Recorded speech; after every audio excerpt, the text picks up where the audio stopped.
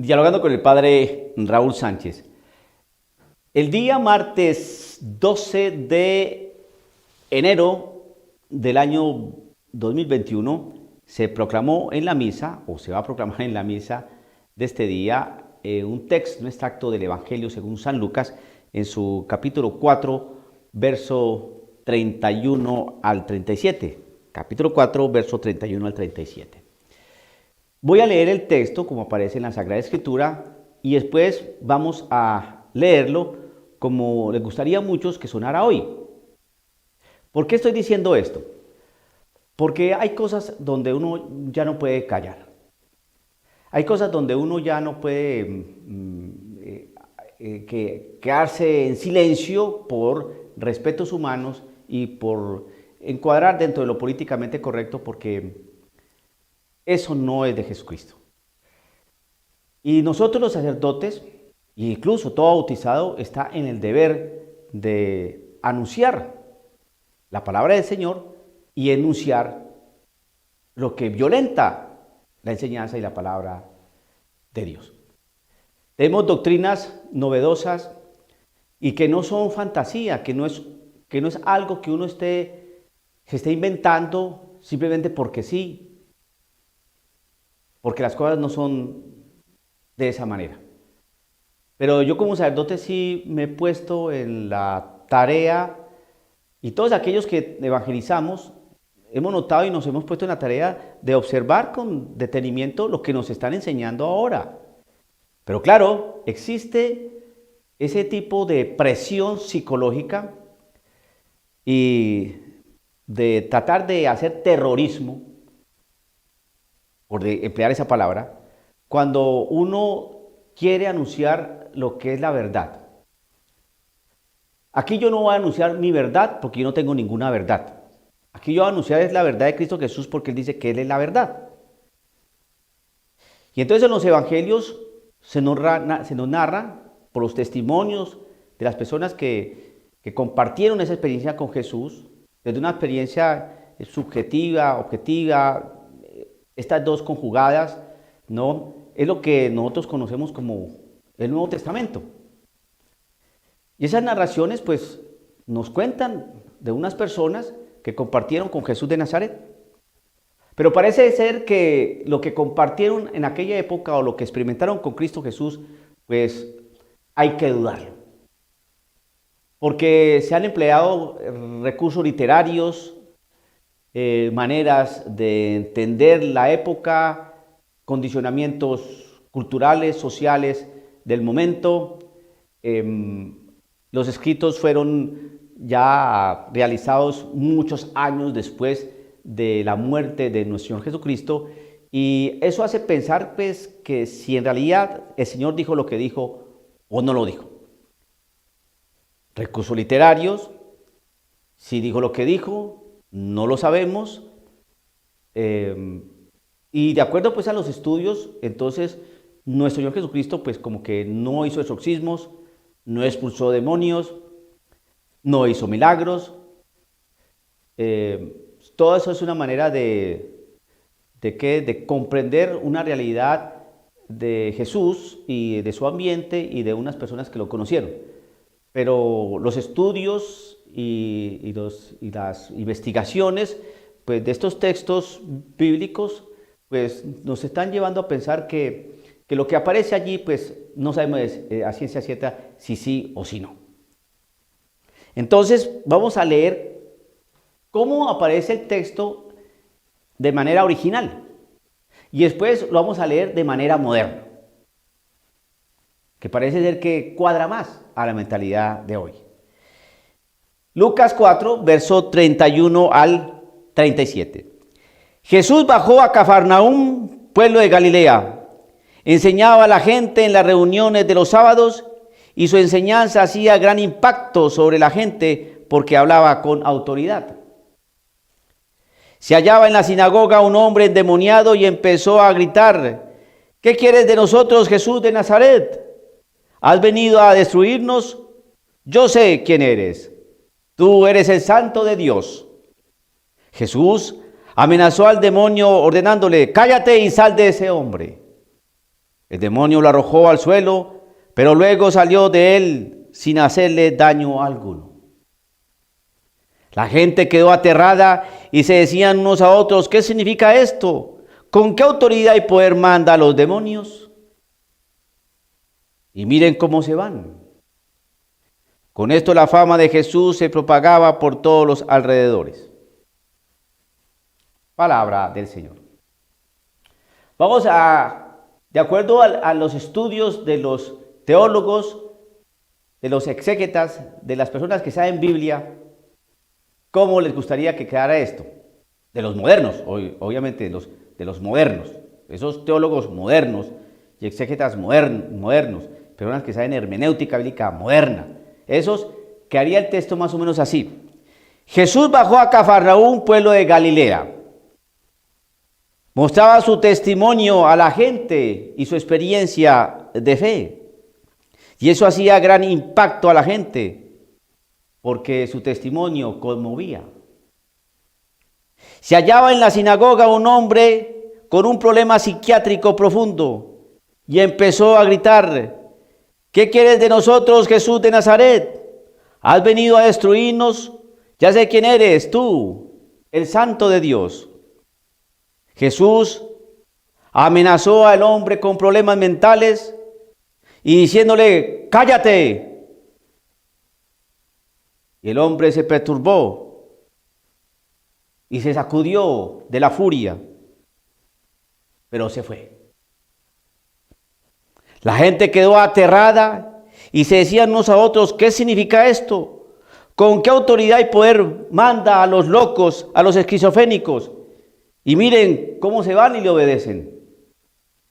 Y con esto, la fama de Jesús se propagaba por todos los alrededores, porque supo cómo tratar a los locos y su testimonio de bondad cautivó a muchos.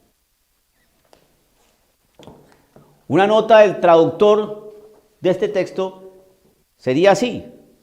Según los datos que da la historia, no nos ofrecen la certeza que los hechos hayan ocurrido así, pues en aquella época no había grabadoras. Entonces, pues según los modernistas, teólogos modernistas, exégetas modernistas, pues Jesús no expulsó demonios, Jesús no predicaba porque no le gustaba hacer proselitismo. Jesucristo, pues, era un hombre que cautivaba y llamó la atención, era porque sabía tratar a las personas que convulsionaban o se comportaban como con problemas de esquizofrenia. Eso es lo que tenemos de Jesús. Entonces, Jesús, ¿quién es? Un hombre simpaticísimo, buenísimo el hombre, especialísimo, tan querido que cautivaba a la gente. ¿Qué es lo que cautivaba a la gente? ¿Qué es lo que ellos veían en Jesús? Pues en este texto que estamos leyendo, pues a la gente le cautivaba cómo Jesús hacía reaccionar a los esquizofrénicos, a los locos, a los que tenían problemas mentales, a los esquizoides, a los acomplejados, a aquellas personas que tenían problemas en su psicología, ¿no? Y su testimonio de vida así bonito, pues eso llamó la atención y por eso se hizo famoso. Eso es. ¿Qué es lo importante de este texto? Si usted pone a mirar ese texto que acabamos, ¿qué es lo que el autor nos quiso narrar? O si vamos a creerle a las personas que dicen que no creen en el demonio, que no creen mucho en el demonio, que el demonio es una realidad simbólica, que Jesucristo no expulsó demonios, sino que eso es un recurso literario para entender algo. ¿Qué se entiende por recurso literario? Los recursos literarios son herramientas que utilizan los autores de literatura para generar ciertos efectos de estilo en sus textos. Un ejemplo de recurso literario es la aliteración, que consiste en repetir sonidos similares al comienzo de las palabras. Por ejemplo, Ana analizaba la traba tras romper la roca que la ocultaba. Es decir, como para adornar el mensaje, para que tuviera un buen estilo, para que fuera como imprimiera un una impresión, ¿no?, al lector, pero que eso, que Jesucristo haya hecho milagros, no. Que haya expulsado un demonio, no. Que haya sacudido a esa persona ahí, no. Y entonces lo que empecé a decir al inicio de este video es porque así nos lo están enseñando. No existe el demonio, eso es fantasía, eso es una invención del hombre, eso es un recurso literario, eso es algo simbólico, mejor dicho, no existe el demonio.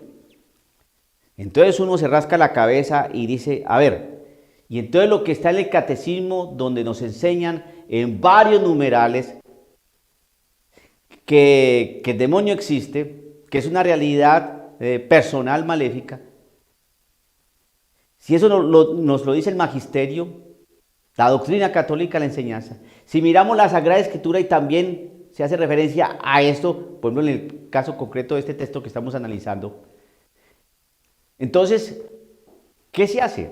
Pues entonces la Biblia nos trae algo que no es real, algo que está lleno de recursos literarios, de formas de hablar, de condicionamientos culturales, de condicionamientos sociales, de enfoques del escritor, de perspectiva y una situación de orden intersubjetivo o subjetivo del que escribió eso, pero que en aquella época pues las cosas no eran así. Y eso lo siguen abonando, ¿no? Es decir, no creo en el demonio, lo siguen abonando con cosas como, pues en aquella época no había grabadoras. Esas palabras tan infelices que han dicho estos hombres han creado una duda impresionante, una inquietud impresionante a la gente sobre la enseñanza de la iglesia. Entonces, cuando se habla de un nuevo orden mundial, no es una cosa que no sea cierta. Sí quieren realizar un nuevo orden mundial. No se trata de un orden, ¿no?, sino de una nueva manera, a eso que podemos entender un nuevo orden, ¿no?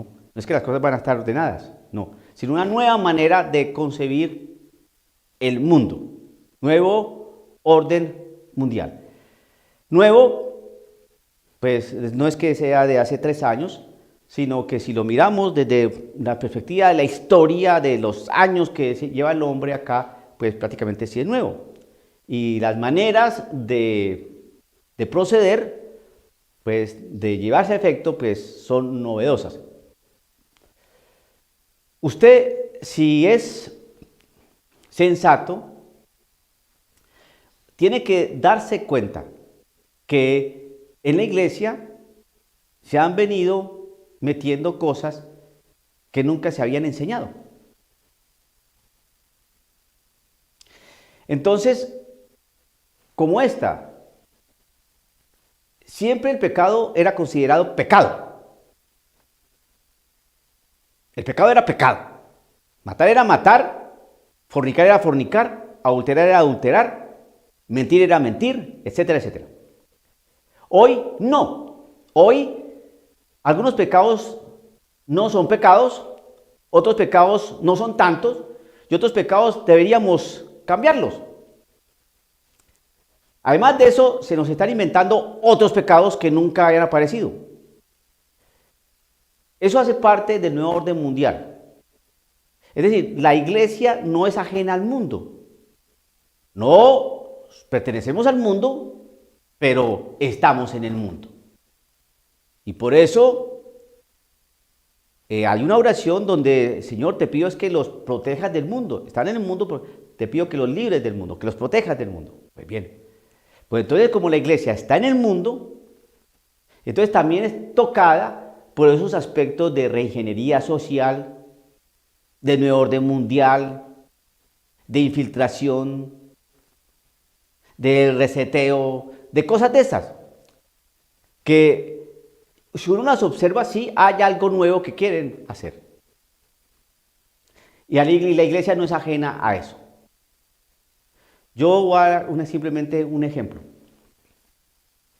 Es alarmante cómo quieren, a través de las leyes, matar gente. Si usted no se da cuenta de eso, yo digo, ¿en qué mundo está usted? A punta de leyes quieren matar gente. Aborto, eutanasia. Aborto, eutanasia. Y esto es generalizado en todo el mundo. Nuevo orden mundial. ¿Para qué quieren matar gente? Eso se puede analizar y tal vez en otro video. Pero una cosa es cierta. Quieren matar gente. A través de leyes. Por eso se legaliza el aborto aquí, allá y en cualquier parte. Y eso existen dineros ingentes, enormes, colosales cantidades de dinero para matar gente. De una manera decente, entre comillas. Que no duela, que no sea así como una guerra.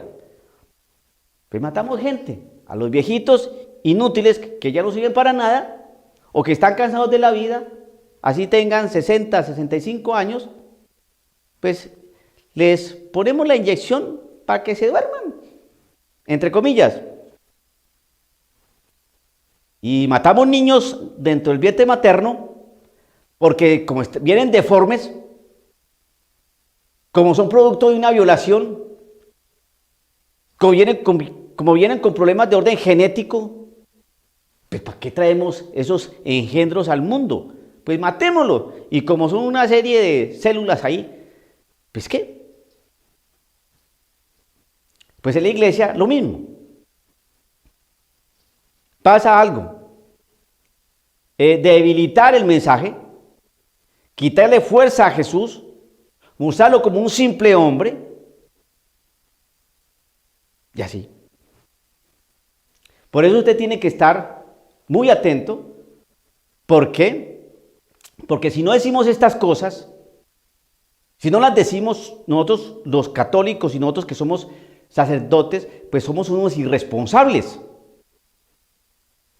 Un sacerdote que no enseñe estas cosas al pueblo de Dios, que no le abra los ojos y que le diga que Dios nos ama y que lo que importa es el amor y que no abra la boca para que no juzgue y para que no viva la iglesia, eso es una irresponsabilidad porque eso hace parte del nuevo orden mundial. ¿Cómo le callamos la boca a la iglesia? Es decir, a aquellos miembros de la iglesia que están diciendo la verdad.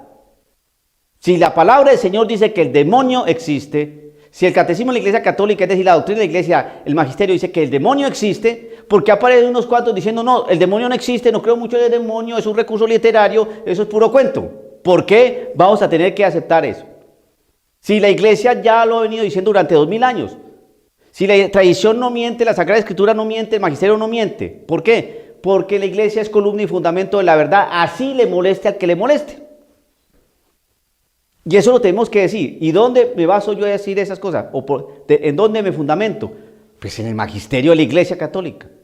Si nosotros no nos fundamentamos en el magisterio de la Iglesia Católica y no sentamos las bases de dónde se para el fundamento de la Iglesia Católica, en dónde se sostiene ese fundamento, van a crear otro magisterio. Un magisterio paralelo. Y eso se ha venido tratando y se ha visto ya hace unos años atrás. El magisterio paralelo. ¿Cuál? Que Dios existe, que el demonio existe, que Jesucristo expulsó demonios, que Jesucristo hizo exorcismos.